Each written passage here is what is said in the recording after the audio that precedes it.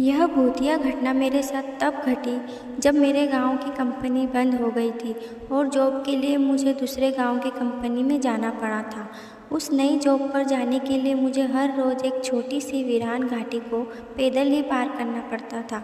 वहाँ से बहुत कम लोग गुजरते थे। मैंने घाटी के बारे में गांव के लोगों से भूत प्रेत की काफ़ी सारी बातें सुन रखी थी। वीरान घाटी की दहशत इतनी थी कि शाम होने के बाद उसके नज़दीक कोई भी नहीं जाता था।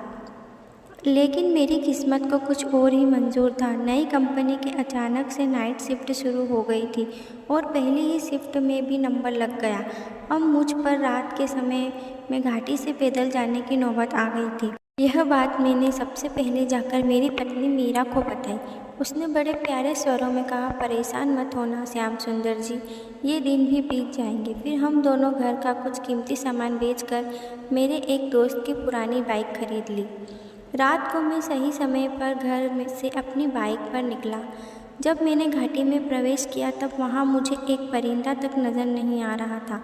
लेकिन घाटी के बीचों बीच पहुँचने पर अचानक से मेरे आसपास ठंड बढ़ने लगी और कहीं से घना कोहरा जमा होने लगा था। जब मैं उस कोहरे से बाहर निकला तब मुझे बाइक पर कुछ वजनदार लग रही थी। हालांकि उस बात पर मैंने ज़्यादा ध्यान नहीं दिया था। बिना रुके और पीछे मुड़े काम पर पहुँच गया। घाटी के रास्ते में कुछ इक्का दुक्का आवाज़ें आई थी, पर मैंने गाड़ी बिल्कुल भी नहीं रोकी। दूसरे दिन मुझे घाटी से जिंदा आते जाते देखकर मेरे दोस्त विकास और वीरू में भी हिम्मत आ गई। फिर उसी कंपनी में वह दोनों भी जॉब करने लग गए। संयोगवश उन्हें भी मेरे साथ नाइट शिफ्ट ही मिली।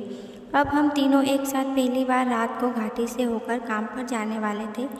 लेकिन विकास और मैं आगे निकल गए क्योंकि वीरू की गाड़ी में कुछ खराबी होने की वजह से वह थोड़ी देर बाद आने वाला था।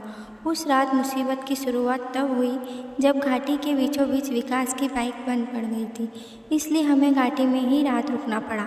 आसपास इतना सन्नाटा था कि जरा सी आहट से भी रूह कांप जाती थी।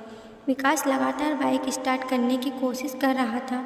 तब अचानक से एक आदमी की डरावनी चीख सन्नाटे को चीरती हुई हमारे कानों को आकर टकराई, जो सुनकर हम बुरी तरह से सिहर उठे। उसी वक्त देखते ही देखते घने कोहरे ने कहीं से आकर हमें घेर लिया। मैंने विकास से कहा, भाई तू गाड़ी यहीं रख, बाद में दिन में उजाले में आकर ले जाएंगे, क्योंकि अभी यहाँ रुकना खतरे से खाली नहीं लग रहा। फिर हम दोनों मेरी बाइक पर सवार हुए। रास्ते में दोनों के मुंह से एक भी शब्द नहीं निकल रहा था। दोनों के दिमाग में बस एक ही बात घूम रही थी, जल्द से जल्द इस सुनसान घाटी को पार करना है। तभी पीछे से हॉर्न बजाते हुए वीरू ने अपने ओवरटेक किया। बाइक पर उसके साथ एक अनजान आदमी बैठा था। मैंने वीरू से पूछा, आज तुम्हारे साथ यह चाचा कौन है? हमने तो कभी नहीं देखा, वीरू ने जवाब दिया। कौन से चाचा? मैं तो अकेला आया हूँ। मैंने कहा, फिर तेरे पीछे बाइक पर कौन बैठा है? वीरू बोला, श्याम सुंदर, तू क्या मेरी फिरकी ले रहा?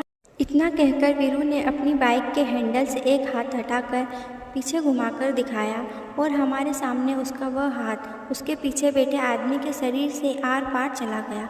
फिर वह अनजान आदमी हमारी तरफ देखकर मुस्कुराने लगा। वह भूतिया नज़ारा देखकर विकास और मेरे हाथ पैर ठंडे पड़ गए। हम दोनों कुछ भी बोल नहीं पा रहे थे, आवाज़ जैसे गले में ही अटक गई थी। फिर मैं गाड़ी उसके आगे भगाने की कोशिश करने लगा, पर गाड़ी आगे नहीं जा रही थी और ना ही उसमें ब्रेक लग रहा था। उस वक्त मुझे लग रहा था कि बाइक का हैंडल तो मेरे हाथ में है, पर चलाने वाला कोई और है। हम वीरू की तरफ न देखने की कोशिश कर रहे थे। विकास ने मुझे कस कर पकड़ रखा था।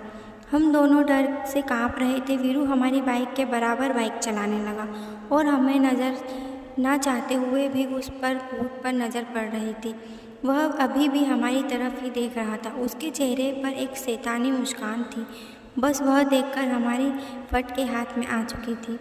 आगे के रास्ते में बहुत घना कोहरा फैला हुआ था।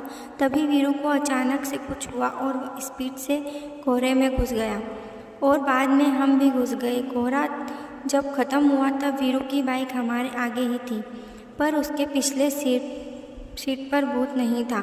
वह देखकर हम जरा सी राहत मिली। घाटी पर ख़त्म होने वाली ही थी। जब हमारी बाइक वीरू के नज़दीक पहुंची तब हम उसे सब कुछ बताने ही वाले थे। उसके पहले ही वीरू बोला, अब तुम दोनों बताओ, कोरे में से यह कौन से चाचा को उठा लाए हो? ट्रिपल सीट बाइक नहीं चलाना चाहिए, तुम्हें मालूम है ना? वीरू की यह बात सुनकर मैंने पीछे बैठे विकास की बाइक की सीट गीली कर दी और डर के मारे मैंने बाइक से नियंत्रण खो दिया। इसी वजह से मेरी गाड़ी रोड साइड वाले दलदल में घुस गई। वीरू ने हमें पास वाली कंपनी के हॉस्पिटल में पहुंचाया। हम दोनों काफ़ी चोट लगी थी, लेकिन हाथ पैर और सिर सलामत थे। बाइक दलदल में घुसने की वजह से हम बच गए, पर वीरू हैरत में ज़रूर था कि आखिर उस समय हुआ क्या।